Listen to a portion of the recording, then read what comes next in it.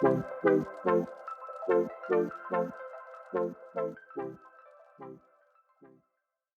everybody, and welcome back to Love Meets Literature.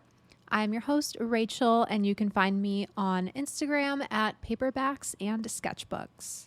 And I'm your other host, Joe, and you can find us at Love Meets Literature on Instagram, Facebook, YouTube, just about everywhere. Yes, so please do give us a follow. It will help us immensely. So we are on episode 6 this week, and today we are going to be going over some books that have sort of been forgotten about on our Kindles. Dead books laying there for never to be read. Books that are very much in limbo, and we are unsure when we'll get to them, really. Maybe never. Hopefully someday. I really hope so, because some of these books I paid like $2 for. I'd love to get my $2 worth. Oh, yeah, you gotta. Before we jump into talking about our Kindle purgatory, I suppose one could call it, what's new with you this week? Well, this week I finished, or I should say I made my focaccia bread. You did make your focaccia. It was delicious. It was very good. Unfortunately, we made so much and we had to eat so much of it, which is, I guess, a good problem to have. But still, it was a lot of bread. I felt like the Pillsbury Doughboy. Yeah, exactly. But it was good. I learned a lot for what I want to do for next time. And anybody that wants to make focaccia, I would recommend following the instructions exactly.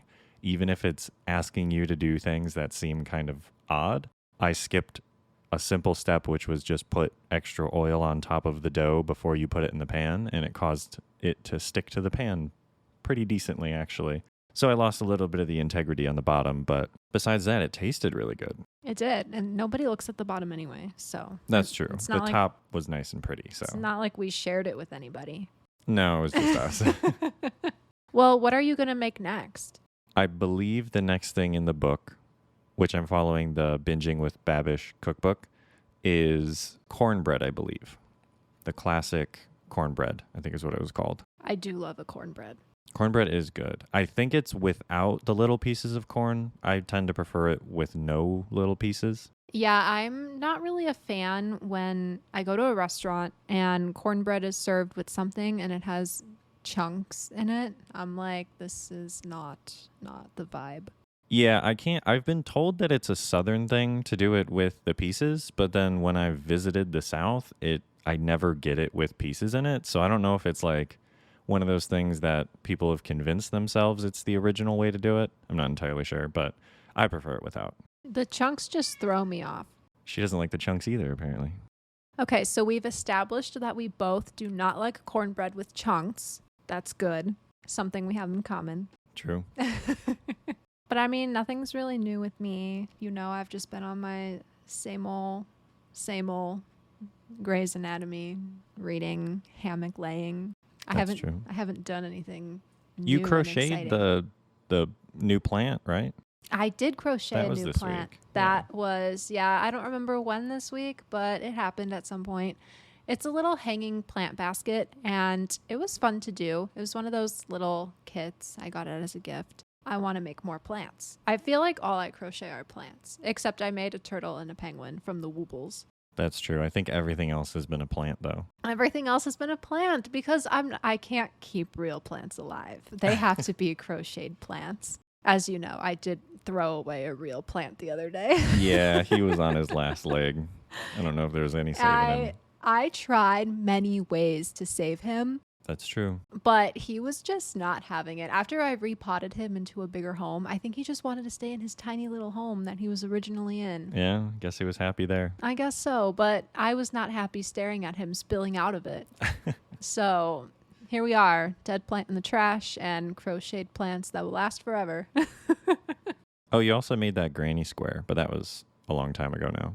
That was a very long time ago, and it's a very messed up and lopsided granny square, which is why it's now a coaster. Yay for coasters, though. I know, right? I love coasters. But aside from that, I've been doing a lot of reading. Naturally. I finished a whole book in less than 24 hours. just yesterday. What book was that? It was Expiration Dates by Rebecca Surley. I don't really know how to classify the genre of this one. It was romance, obviously, but it also had this magical element to it. But the magical element wasn't really super prominent. I mean, it was because it was the whole premise of the book, but at the same time, the author didn't dive in too much as to how this magical element worked.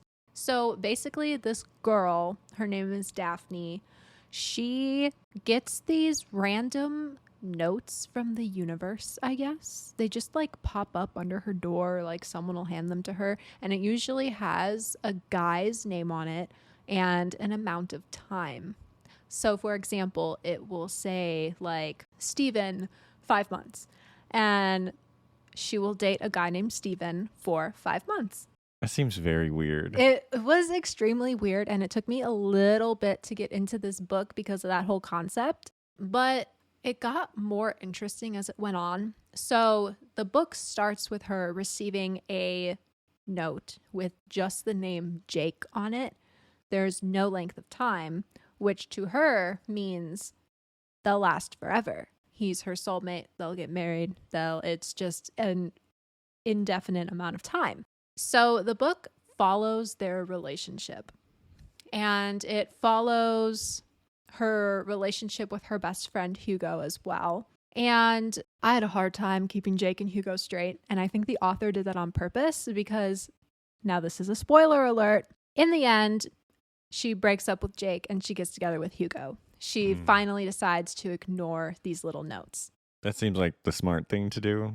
Right. And like at the same time, I'm like, who was dictating that you follow these random little notes anyway? Because in the book, nobody else received these little notes, which just made the whole magical realism aspect of it just kind of lackluster.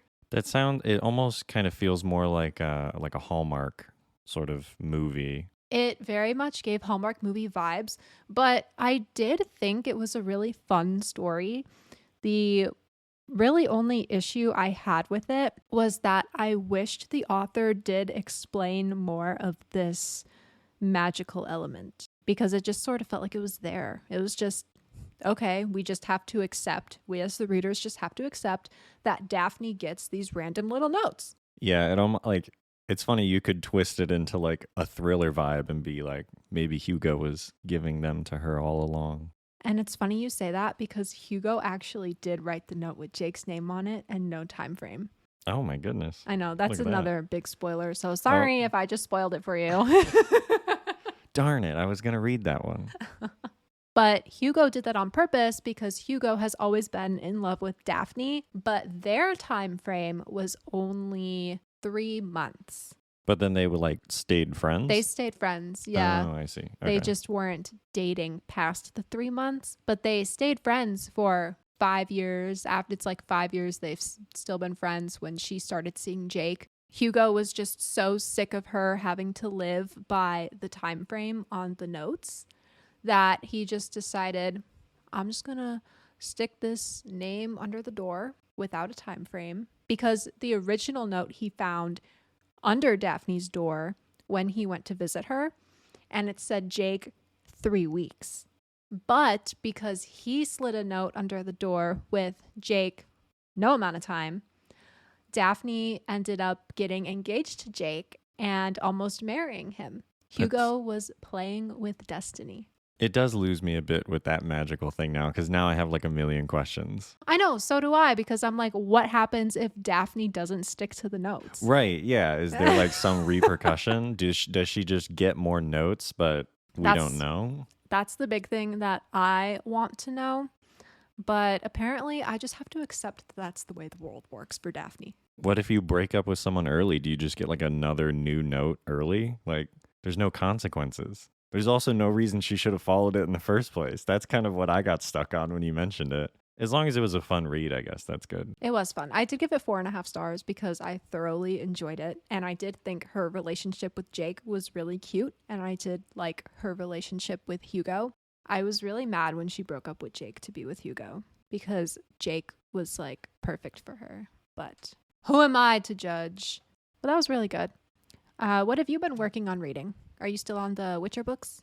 Yes, I am working on the Baptism of Fire, which is the third one in the main saga. And how's that going? Pretty good. I had mentioned at the end of the last book, the author was a little bit inelegant with some things. This one, he's been much more elegant. So I think the writing has evolved a little bit, and it feels much smoother. One of the big things I noticed too is that, because he always does the build up, right, to remind you of everything that had happened in the previous book in the beginning. This one was much faster, and it only took place essentially over the course of like half of the first chapter. And then the second half of the first chapter was still a reminder, but he did a good job of incorporating it into continuing the story. So like this person is going to find this person because of something that happened, but then on her way to find him, it continues the story. So he did a lot better job of kind of moving it along smoother, as where before it was like, okay, we got to get through like 100 pages before we're on to new content, sort of. One of the things that I do want to mention, though, is he loves to say the title of the book in the book all the time. Okay, that is interesting because I don't think I've really read that many books where the actual title of the book is in the book. Right. I can't think of really any book that I've read that does that except for these Witcher books. Well, the book I read, Yours Truly by Abby Jimenez, did have that Yours Truly phrase in it, but that was because the whole premise of that book was these two characters writing letters to each other and they would sign them Yours Truly. I think that's also like a normal string of words to be together, though. Like It you don't is. often say the baptism of fire. What does that even mean? In the context of the book, it's supposed to be about a prophecy that's going to happen, and everything is going to burn to the ground and then be rebuilt. And so you're supposed to be baptized in fire, it's like a common thing in fantasy that happens. They tend to use the term baptizing as like rebirth. So, and then fire is just everything is supposed to burn to the ground, I guess. In the last book, though, The Time of Contempt, he constantly said that. Interesting. There was like probably 6 or 7 different characters that incorporated that phrase into their dialogue at some point. It just became like a reoccurring sort of phrase, I guess. That's interesting. Does it work with the books, though, or does it feel out of place? The Time of Contempt, the first time it was very like jarring because I was like not expecting to see it and it just kind of didn't fit. But then when he incorporated it into dialogue, it felt very natural because of the topics they were talking about, like how they were about to go to war essentially, and about, a big thing was about to happen. That made a lot more sense. So it's almost like in hindsight, it made sense. But as I was reading it, I was like, every time just being like, why are you saying this? His titles are very specific, so I feel like he has to put them in the book somewhere. Otherwise, the reader is going to be like, where is this title coming from? Yeah, it is extremely deliberate. Like you can tell, which I guess is a positive, It is. I would say so. So we've been reading a lot of good things. I'm glad you're enjoying the Baptism of Fire. I really enjoyed Expiration Dates. So now I need to know, what are you obsessed with? And I mean, we've mentioned this before. We obviously live together, but we don't really talk much during the day. So this is like a way for us to catch up on our lives. We don't talk because we're working, for context there. It's not that we just don't spend any time together. But realistically, if we weren't working, we would probably just be sitting on the couch staring at our phones, not talking anyway. I mean, maybe. Depends on the day. That's true. It does depend on the day. But on our recording days, usually it's a work day. So we're working, not talking. Right. We spend the whole day kind of away from each other. So it's a good opportunity to talk. Yes. So what are you obsessed with? This week, I am definitely obsessed with, first of all, Dungeons and Dragons still. I've been spending a little bit of time every day building more of my campaign and more of my world. So that's been very fun. I might have 2 players for you if you need people. Yeah, I want to try to get 6-ish people. We'll see, though. It depends on what I plan on doing with it. But that's my advice to anybody. If you're writing a story or building a world, whatever it might be, just do a little bit every single day. You don't have to spend a whole 2 weeks trying to crunch everything in. From what I've seen of people online who do Dungeons and Dragons stuff, I feel like they're always like trying to do everything all at once. Yeah, it's a big, I guess, trope of like a dungeon master the night before rewriting 10,000 different things to try to fit everybody in and all that kind of stuff. And it's like the best piece of advice that I was given was you should build your world and then allow your players the opportunity to build themselves in it. So a lot of times, like, a player has their own backstory they've created. So you ask them to sort of incorporate that into your existing world, and it makes everything mesh a lot better. Are you able to disclose any details of it yet? I have a title for the campaign, which is Lyria and the Pillars of Demons. That is a bunch of gibberish to me. Yeah, I mean, it's a made-up name. Like, I made because the continent, or the world, I guess you'd call it, is called Lyria. What's the vibe of the world? It's very, like, angels and demons is kind of the whole original premise. Ooh. And then the worlds are all sectioned off into, like, because it was supposed to start with feuding families, essentially. And so then they're all sectioned off. So there's going to be a lot of, like, warring in both good and evil, but then also warring in the terms of, you know, we're a very nature-focused people. We're a very materialistic-focused people. We're a family. We're, you know, independent, that kind of thing. So it's like a cultural separation and also the pull between good and evil. Interesting. Yeah, I want it to be dynamic because, you know, the players are going to be in there for a long time. The other thing that I've been obsessed with the past couple of days is Pokemon again. Yeah, I dug out, I should say, it's not like I stumbled across it. I dug out my old Game Boy and Game Boy SP for anybody that's curious, and I've been playing Pokemon Emerald. It's my favorite Pokemon game of all time. What Pokemon would I be? Oh, that's a good question. I don't know any Pokemons really except Jigglypuff. Is Jigglypuff a Pokemon? Jigglypuff is a Pokemon. You definitely would not be Jigglypuff, though, because Jigglypuffs sing for people, and it puts them to sleep. I could put people to sleep with my singing. It lullabies people. I think you would be, well, my favorite Pokemon is Mudkip. I don't know what that is. He's like a little fish frog kind of guy. I don't really know. He's adorable, though. I have to take like an online quiz or something to figure out what Pokemon I would be. That would be very funny. I bet you would be like, there's a Pokemon called, I think it's Skitty, which is like a cat Pokemon. There's also Vulpix, which is kind of like a fox. Well, I'm going to go find a BuzzFeed quiz after this and figure out what Pokemon I am. There you go. What have you been obsessed with this week? I have been obsessed with going for walks because I joined a step challenge on Instagram, and there's different rankings that you can get. It lasts the whole month, and there's different rankings that you can get, and depending on your ranking is the number of entries you get to win a book off of your Amazon wish list. So I mean, I'm getting nowhere near the amount of steps that some of the girls in this group are getting, but at least it's forcing me to be more intentional about moving. For example, I walked across the street to get my hair cut the other day. Usually I would have just driven there, but I'm in the step challenge. I might as well walk. It's really not that hard. It took me all of 5 minutes to walk over there too. It was painless. So I've been obsessed with that. I made you go to Target so we could do a lap around the store so I can get some steps. So that was fun.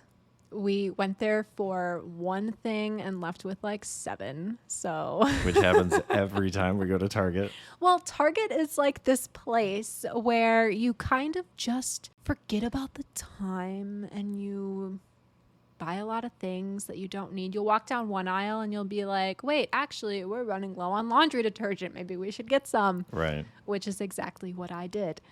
It's kind of like the Lotus Hotel in the Percy Jackson series. Yes, I was just about to say that. That's exactly what it reminds me of. That's so funny. That's what Target is for us. It is our Lotus Hotel. every time, every single time. We get trapped in there and we Completely can't leave. lost. But now, I guess, let's get into it.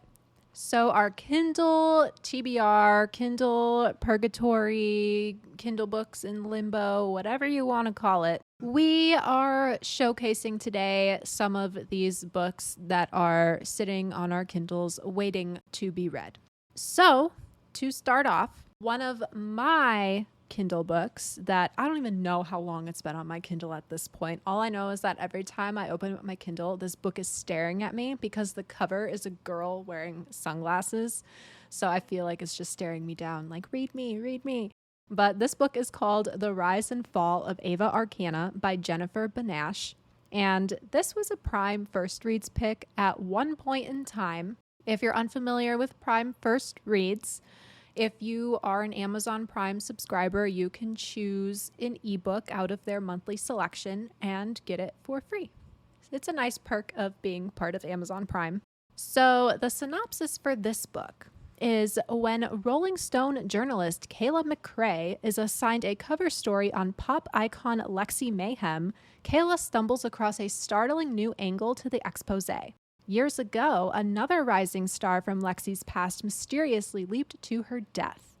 Some things are better off forgotten, Lexi says. Kayla disagrees. It's 2005, and Ava Petrova moves to New York with a notebook full of songs and a dream. Then she meets Lexi, an up-and-coming singer who brands Ava with an enigmatic new stage name and introduces her to an intoxicating city alive with possibilities. From fast friends and kindred spirits to creative muses and inseparable soulmates, Ava and Lexi embark on a parallel journey to stardom, but there is room for only one at the top. As past and present converge, Kayla chases the ghost of a young woman doomed by betrayal and erased by a secret, and unravels the truth that it takes more than ambition to become a star. So that is one of the books that is currently sitting on my Kindle. Now, why did I add this to my TBR, you may ask? Or why did I purchase this through Amazon Prime First Reads? Well, it sounded interesting at the time. I was just coming off of reading Daisy Jones and the Six, I think, which is basically, it's a historical fiction book written by Taylor Jenkins Reid. And it is this fictional interview with this fictional band based off of Fleetwood Mac. So I thought this sounded like it could sort of be in the same vein because it is a journalist working on an expose. And I think that's why I wanted to read this. I may read it at some point in time. I mean, I own it, so I might as well read it. Right. But that was The Rise and Fall of Ava Arcana by Jennifer Benash. Forever in Purgatory. What is one of yours that's sitting on your Kindle? The one that is on my Kindle, because the other two, slight spoiler, were on my Libby that I never got around to and unfortunately died off. Well, I mean, technically you can send those to your Kindle, so I'd say they count. Good, because they're on the list.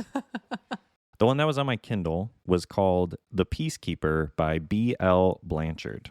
North America was never colonized. The United States and Canada don't exist. The Great Lakes are surrounded by an independent Ojibwe nation. Words are hard. Yes. And in the village of Bawatigong, a peacekeeper confronts his devastating past. 20 years ago to the day, Chibanashi's mother was murdered and his father confessed. Ever since, caring for his still traumatized younger sister has been Chibanashi's privilege and penance. Now, on the same night of the harvest, another woman is slain, his mother's best friend. This leads to a seemingly impossible connection that takes Chibanashi far from the only world he's ever known. The major city of Shiwakawa is home to the victim's cruelly estranged family and to two people Chibanashi never wanted to see again, his imprisoned father and the lover who broke his heart. As the questions mount, the answers will change his and his sister's lives forever, because Chibanashi is about to discover that everything about their lives has been a lie. I give you an A for effort with those names because I would not know how to pronounce those. Thank you. If you could not tell, this is obviously based on Native American tribes, because the whole concept of America was never colonized. So some of those words were Native American descendant and very difficult for me to say. So I tried my best. But again, this is The Peacekeeper by B.L. Blanchard. And this came from a recommendation from Reddit, actually, because it's like a historical fiction. So it had just come across a random book recommendation. I thought it sounded interesting, so I picked it up because it was, I believe, $1 or 99 cents or $1.50 something on Kindle, and then I just never got around to reading it. I don't really know why. I think I ended up even opening it, and then for whatever reason, I just closed it and then never picked it back up. So, I mean, it sounds interesting. It does sound pretty interesting. And that happens to me a lot. I'll get a Kindle book because I subscribe to this one newsletter called BookBub, and it gives you Kindle deals that are happening that week for genres of your choosing. So I'll look at it every single day and see what's on sale or what's free even. And if there's a book that catches my eye that's free, I'll download it and I'll never read it. Yeah, I'm noticing that's definitely a theme that I've been doing lately of just, oh, that sounds so interesting, add it to the TBR. And I'm like, am I really ever going to get around to this? It's even better when it's free. That's true. I can't resist a free book. It's hard to say no to a free anything, really, but especially a book. A book that sounds like something you would want to read, but then you just never read it. It's an endless cycle. But up next in my Kindle purgatory is Broadway Butterfly by Sarah DeVello. This was also a Prime First Reads pick at some point. I don't remember when. But fun fact about Prime First Reads is that most of the books on there usually get added to Kindle Unlimited at some point, either when they're published, after they're published. So if you don't have Amazon Prime, but you have Kindle Unlimited, chances are you can still read these books for free using Kindle Unlimited. So Broadway Butterfly is about New York in the Roaring 20s. A riveting true crime novel based on one of the most notorious unsolved murders of the era, where power, politics, and secrets conspire to bury the truth. So we are in Manhattan in 1923. Scandalous flapper Dot King is found dead in her Midtown apartment, a bottle of chloroform beside her and a fortune and jewels missing. Dot's headline-making murder grips the city. It also draws a clutch of lovers, parasites, and justice seekers into one of the city's most mesmerizing mysteries. Among them, Daily News crime reporter Julia Hartman, chasing the story while navigating a male-dominated industry. Righteous New York Police Department detective John D. Coughlin, struggling against city corruption. And Ella Bradford, the victim's Harlem maid, closest confidant, and keeper of secrets. Adding fuel to the already volatile crime, a politically connected Philadelphia socialite, an Atlantic City bootlegger, Dot's dicey lover, a sultry Broadway dancer, and a cagey sugar daddy guarding secrets of his own. From Broadway's glittering lights to its sordid underbelly to the machinations of the country's most powerful men, Julia embarks on a quest for justice. What she discovers, twist after twist, might be even more nefarious than murder. Now, obviously, this is on my Kindle because that sounds so good. I would agree. This was when I was first getting into historical fiction. And I mean, this one is technically a crime thriller, but the fact that it takes place in the 1920s is what caught my eye, because at that point in time, I had not read any books based in the 1920s. And the 1920s have always fascinated me ever since we read Gatsby in high school. It just seems like a super fun era, and it was the era and time where women were finally like getting to do what they wanted to do. I mean, obviously, they were still limited in a lot of things, right? But they were going out to the clubs. They were wearing their scandalous flapper dresses. They were just doing whatever they wanted, basically. Obviously, not without judgment. But this one sounds really, really, really good. And I might have to bump this up on my TBR and actually might have to move this into the category of Kindle books that I have read. I would agree. It does sound very interesting. It sounds really good. So I actually forgot what this book was about until just now. My next book that unfortunately sat in purgatory until it was taken from me by Libby, which is their right, but still. Libby takes all the books back. It's rude. They always do. This one is called The Gunslinger by Stephen King. This is the first of the Dark Tower series. Oh, I have yet to read a Stephen King, but I really want to get into his books because there's just something about horror books that fascinate me, even though I won't watch horror movies, but I feel like horror books are so different and they give you so many juicy details. Yeah, definitely. I mean, this one is more, I think it's pitched as fantasy, but I did listen to this. So this was an audiobook, and I listened to like, I want to say it was like an hour of it, which is like nothing because it was like 9 hours long or something.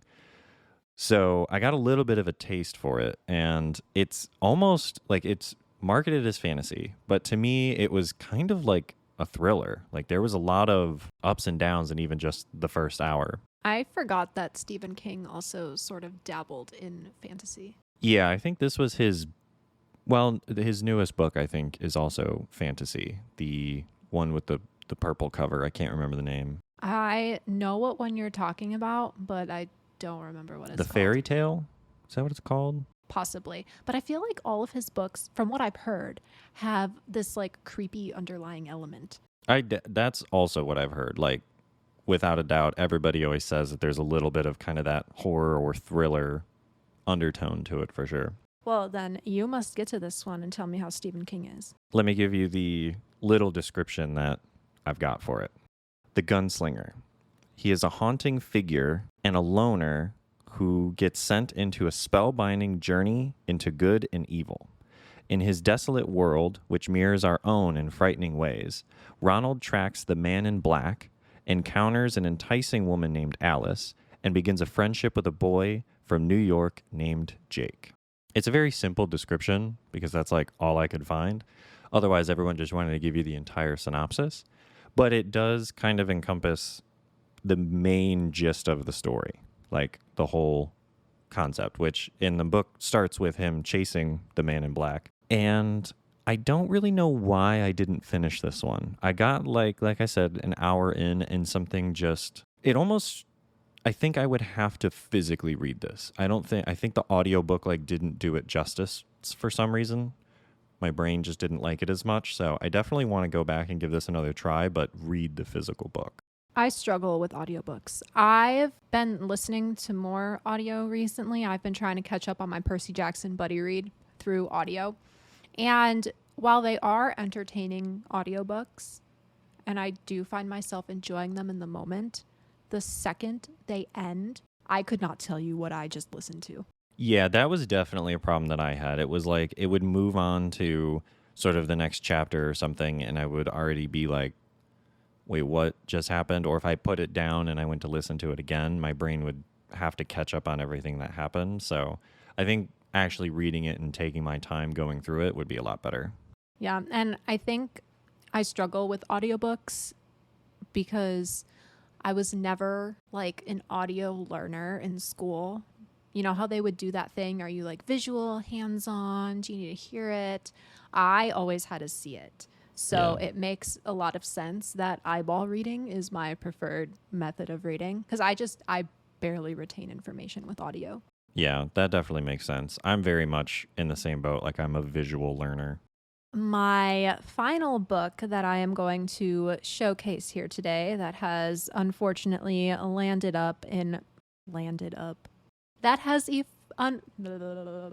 that has unfortunately ended up in my Kindle purgatory. There, like I said earlier, words are hard. Is The Last Rose of Shanghai by Wina Dai Randall. I'm not exactly sure how to pronounce that. It may be incorrect, but we're going to go with that. So this book was a random Kindle Unlimited pick. I vividly remember scrolling through Kindle Unlimited one day trying to see what historical fiction books there were because I was just getting into historical fiction, which means I probably had to have checked this book out of Kindle Unlimited sometime last year. I don't know. I've had Kindle Unlimited for a while now. So I'm unsure when I got this book, but it is on Kindle Unlimited. In Japanese occupied Shanghai, two people from different cultures are drawn together by fate and the freedom of music. It's 1940. Ai Xiao is a young heiress and the owner of a formerly popular and glamorous Shanghai nightclub. Ernest Reisman is a penniless Jewish refugee driven out of Germany, an outsider searching for shelter in a city wary of strangers. He loses nearly all hope until he crosses paths with Ai. When she hires Ernest to play piano at her club, her defiance of custom causes a sensation. His instant fame makes Ai's club once again the hottest spot in Shanghai. Soon, they realize they share more than a passion for jazz, but their differences seem insurmountable, and Ai is engaged to another man. As the war escalates, Ai and Ernest find themselves torn apart, and their choices between love and survival grow more desperate. In the face of overwhelming odds, a chain of events is set in motion that will change both their lives forever. From the electrifying jazz clubs to the impoverished streets of a city under siege, The Last Rose of Shanghai is a timeless, sweeping story of love and redemption. So I picked this book up because it does take place during wartime, but it takes place in a country other than France or Germany or any other country in Europe. It just takes place somewhere new. And I think it will be more interesting to read about this from a new location. Because I have read a lot of historical fictions that take place in this same World War II time period, but they all take place in England or France or somewhere else in Europe. This one takes place in Shanghai. So I feel like it's just going to be different and refreshing. And after reading this synopsis again, I would definitely still read it. It's definitely still on my radar to read, and it's just going to keep sitting on my Kindle until I get to it one day. I was going to say, after hearing that synopsis, this is very much like in your wheelhouse if I had to pick a book for you. It is in my wheelhouse, and I hope it's really good. Sometimes the books on KU I find are a little bit lacking in some ways, but this one is so promising. I'm very excited to get to this one. I need to remove it from my Kindle purgatory ASAP. All right, so what is your final Kindle purgatory book? This one is the exact opposite of the description that I just gave you on the previous one. This one is incredibly long. It sounds very interesting, so I'm excited to get into it. The book is called Ghosts of Honolulu by Mark Harmon. A U.S. naval counterintelligence officer working to safeguard Pearl Harbor, a Japanese spy ordered to Hawaii to gather information on the American fleet. On December 7th in 1941, their hidden stories are exposed by a morning of bloodshed that would change the world forever. Scrutinizing long-buried historical documents, NCIS star Mark Harmon and co-author Leon Carroll, a former NCIS special agent, have brought forth a true-life NCIS story of deception, discovery, and danger. Hawaii, 1941. War clouds with Japan are gathering, and the islands of Hawaii have become battlegrounds of spies, intelligence agents, and military officials, with the island's residents caught between them. Toiling in the shadows are Douglas Ueda, the only Japanese-American agent in naval intelligence, and Takeo Yoshikawa, a Japanese spy sent to Pearl Harbor to gather information on the U.S. fleet. Douglas's experience in his native Honolulu include posing undercover as a newspaper reporter, translating wiretaps onto the Japanese consulate, and interrogating Americans' first captured POW of World War II, a submarine officer found on the beach. Takeo is a Japanese spy operating as a junior diplomat with the consulate who is collecting vital information that goes straight to Admiral Yamamoto. Their dueling stories anchor ghosts of Honolulu's gripping deception of the world-changing cat and mouse games played between the Japanese and U.S. military intelligence agents. Also caught in the upheaval are Honolulu's innocent residents, including Douglas's father, who endures the war's anti-Japanese fervor, and a cadre of intelligence professionals who must prevent Hawaii from adopting the same destructive mass interments as California. Ghosts of Honolulu depicts the incredible high-stakes game of naval intelligence and the need to define what is real and what only appears to be real. So is this nonfiction or fiction or... After looking at this again, it appears that this is nonfiction. Interesting. When I had first read the synopsis or the description, it was much shorter and it didn't have the information about like historical documents. So this was sort of pitched to me as a historical fiction. But now that I know that it's nonfiction and it's actual history, it sort of enticed me way more, and it sounds way more interesting than it did before. And you heard correctly, Mark Harmon is, or was, I guess, on NCIS for like 18 seasons. It's the same gentleman. I have never watched NCIS. Same, but I guess he's, a big actor. He was on there for 18 seasons or something like that. I don't know why I've never watched it. I mean, obviously that show was way before my time, but it was never a show that was watched in my household. Same, yeah. My parents weren't into the like crime shows, really. We were more of a Blue Bloods household. We were more of a 2.5 Men and The Simpsons kind of household. And that's how we are different. So it sounds like we both have some really interesting reads that are just sitting on our Kindle waiting for us to read them. Definitely. Mood readers that we are. Will we ever get to these books? Only time will tell. I hope one day. Me too.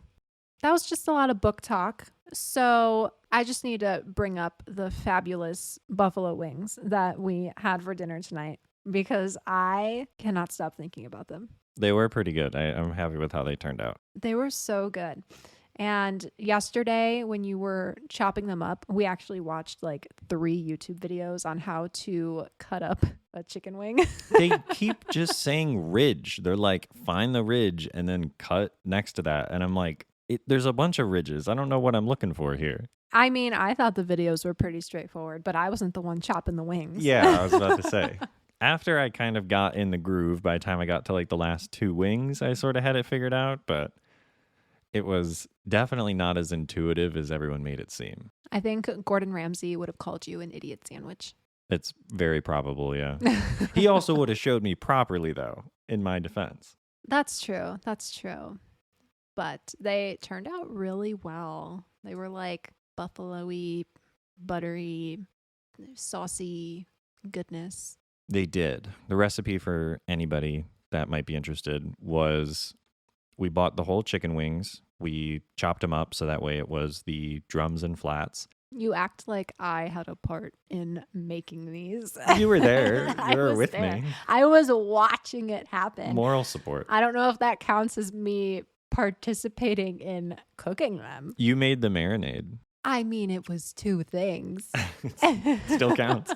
But after we chopped them up, or I guess I chopped them up, we put them into a bag. We did that together. And you poured in it was half a cup of soy sauce and half a cup of Italian dressing. And then you leave that there, or leave it in the bag, mix it up a little bit for 24 hours or just about, sort of just overnight. And it makes it all nice and tender. And the soy sauce kind of, it almost like gets into the skin. So it was really helping make it nice and crispy. It didn't crisp up as much as I wanted, but I got that for next time, an idea at least. And then once you've marinated it, you pull it out, put it onto a pan, put it into the oven at 425 degrees Fahrenheit for 20 minutes. And then you flip it and you do another about 20 to 25 until they come up to temp. And then if you want to make them extra crispy, you can throw it under the broiler. That's what I did for like 2 minutes just to get it crispy. 2 minutes might even be a little bit long. So as soon as you broil it, don't walk away from it because you might burn it. Oh, and then you do a stick of butter and about a half a cup of buffalo sauce or any hot sauce. I did like the Aldi's version of the Frank's Red Hots. and then you just heat it up, melt the butter, stir it up, and then toss it in a bowl and toss the wings in it. It was delicious. I highly recommend. I could have ate the whole tray of chicken wings. It was extremely good. The only critique I would say is, depending on how many wings you're going to make, do a little bit less butter or do more of the hot sauce to kind of even it out and make it a little bit more saucy. Ours were quite a bit on the buttery side, but they still tasted amazing. But that would be the only change I would make. I prefer them buttery versus spicy, though. That's true. They're definitely a saucy wing. So if you're like, I want that crispy, crunchy, dry rub, this isn't the vibe. This is the saucy, get your fingers dirty kind of wing. Oh, yeah, it was like dripping all down my arm. So that's how saucy these wings were. But in case anyone is, I mean, I guess we did touch on this. They were the actual real wings with the bones. Because It's a very debated topic of if the boneless ones are actually wings. They're like just chicken nuggets.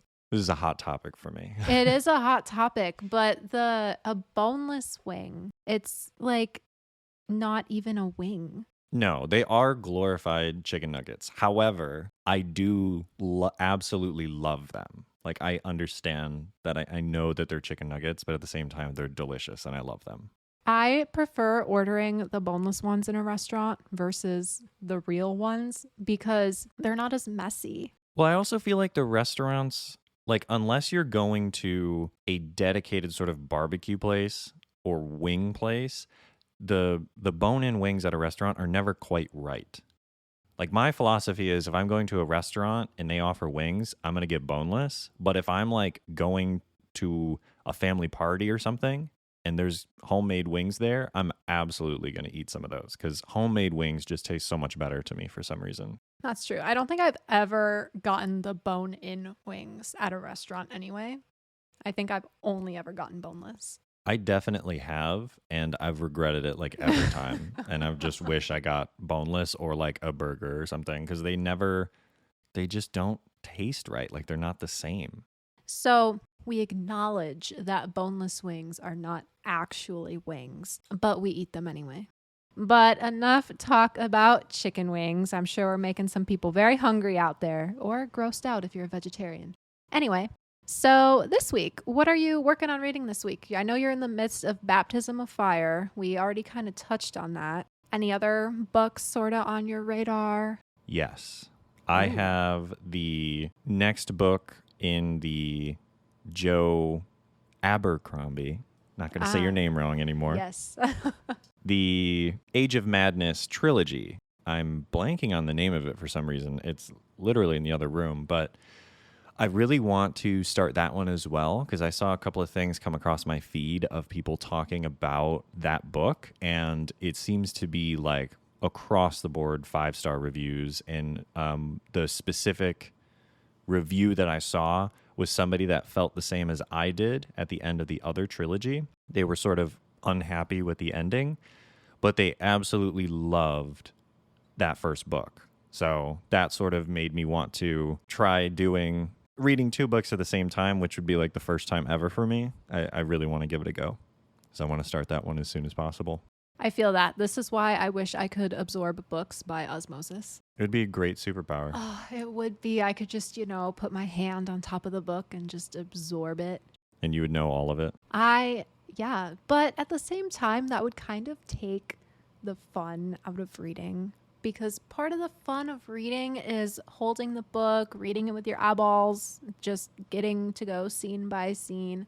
I feel like if I absorbed it through osmosis, I might have the entire book in my brain, but also I feel like my brain would sort it by most important plot points. Probably. It'd be like a snapshot kind of it, rather than the slow burn of the entire book.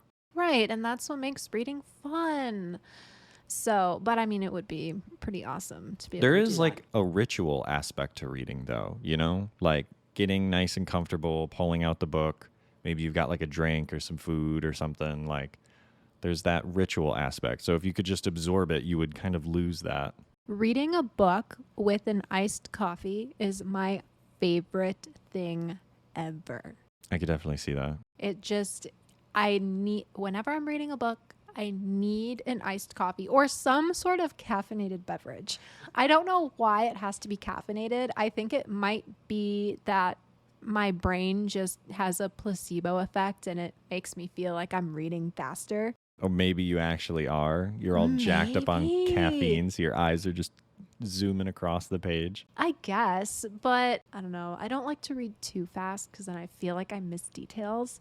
But I'm also trying not to read too slowly either, because sometimes I do find myself, if I'm taking my time and really trying to soak in every single word, I'll find myself like rereading paragraphs because I'm like, oh, I didn't catch every single detail. But then I realized I just need to keep going and my brain will eventually catch up. Otherwise, I'm just wasting time. I've definitely caught myself like falling off into sort of like a daydream about the book rather than continuing to read it. I'll just hit like an end of a paragraph and I'm imagining what's happening next before I kind of snap back to reality. And I'm like, oh, wait, this is what happens next. I can just read it. Not gonna lie, that's a little weird. I don't know. I like to create my own story sometimes with the characters. That's fair. Like you have your hopes and dreams for them. Well, it'll be, they'll be doing something and then maybe it'll switch perspectives or something like that. And so my brain just kind of naturally goes back to that and is like, wait, I wasn't done thinking about that or wasn't done envisioning that scene or something. Interesting how different people's brains function. Mine does not function like that. This is one of the few like concepts that you can get a little bit of a inkling into someone's brain reading. That's true. That's true. What are you reading this week? So right now I am trying to play catch up on my Percy Jackson buddy read. I didn't mention it last episode. That's a record. I'm mentioning it this episode. So I'm currently listening to The Last Olympian, and I mean, it's good. I don't really know what else to say about it. Because, I mean, it is Percy Jackson. It's action-packed. We've got all our characters. We were introduced to even more of the evil characters. So now we've kind of got everybody. And it's exciting and it's fun. And I don't want it to end. But that's okay because Percy Jackson doesn't end there. But in order to get to the 6th Percy Jackson book, you have to read a whole other series first. So my buddy read will be continuing, and I will be trying my hardest to actually keep up with it because I feel like it will help me retain the information a lot better if I keep up with our daily reading schedule that is created. And also I will be able to read another book on top of that. The next series after this is The Heroes of Olympus. And we have to read, I think there's 5 books in that series. We have to read those before we get to the 6th Percy Jackson book. So, I mean, I'm going to be in this buddy read for the rest of my life. Pretty seems much, like. yeah.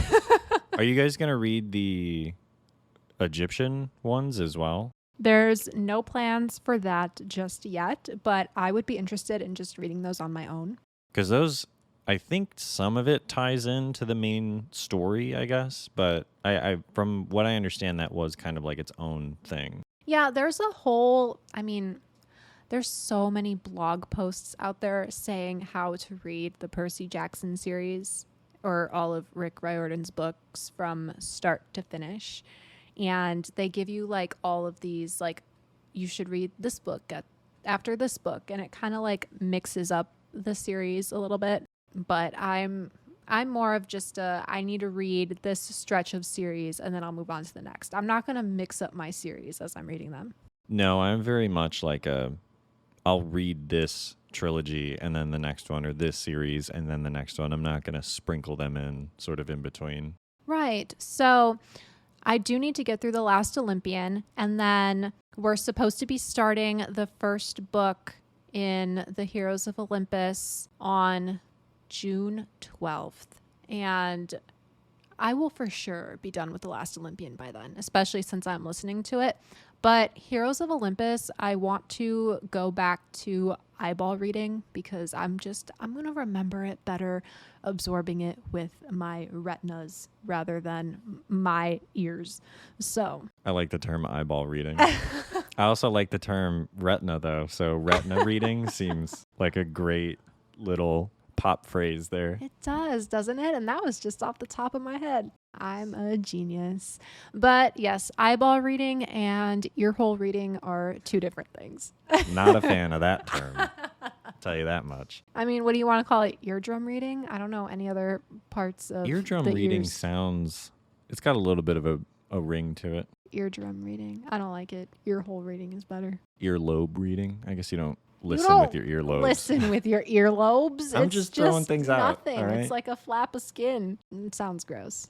Let's just backtrack. So The Last Olympian. I've been listening to it. It's great. The audiobooks are fantastic. If you're a person who is just looking for something, I was going to say lighthearted, but Percy Jackson's not really lighthearted. If you're looking for something that's adventurous and fun, and it kind of like shows how teenage friendships evolve over the years, it's a really good series. And it includes Greek mythology, which is really interesting. And I love it. It's a very good series. Yeah, so it's been fun. My buddy read's been fun. And that's what I'm working on this week. I haven't decided on another book yet. Usually I do another book in addition to the audiobook. I do have that library stack that's staring at me though right now as I'm speaking, but I haven't decided which one I want to read yet. Should like flip a coin, roll a dice. I should, but that's an after the show kind of thing. So it seems like we have some pretty good books and we just have to read them. You need to buckle down and read them. Right. Hopefully they're not stuck in purgatory forever. They might be. I mean, some people are stuck in purgatory forever, if you believe in that. That's terrifying. Forever? That's forever. Purgatory. You know how is much purgatory. reading you could do in forever? A lot. I could read every single book on my TBR if I had forever. You think you're allowed to read in purgatory? I'd like to think they give you a little something. Well, I mean, maybe they just make you sit with your thoughts and think about what you've done. Oh, no. That's so much worse. Just give me a book. The afterlife is too philosophical for this podcast. So I think it's time that we go read or go do something. Go play a video game. Go sit outside. It's still daylight. Unless you're listening to this at like 1 a.m., then maybe it's not daylight. It may be daylight somewhere. Isn't it daylight still in like Alaska? Oh, yeah. I think they're in their like all daylight days where it's only nighttime or only dark out for like 2 hours a day or something like that. That's crazy. I could never live in Alaska because of that. It does seem incredibly exhausting. I would just feel like my days are endless, which is a good thing. You know how much reading I could do? Well, then they have another part of the year that's like, 90% nighttime and you only get a little sliver of sun for like an hour or something like that, or 2 hours, I think. You see, I can't do that because my days would just be spent watching Grey's Anatomy. No reading would get done. Anyway, this was another super fun episode. I enjoyed getting to know what's sitting on your Kindle. I'm sure you enjoyed getting to know what's on mine. It was fun getting to reminisce about those tasty chicken wings that we had for dinner tonight. And hopefully it inspires someone to pick up cooking, maybe. Go pick up a book and go do some reading, and we will see you next week. Happy reading!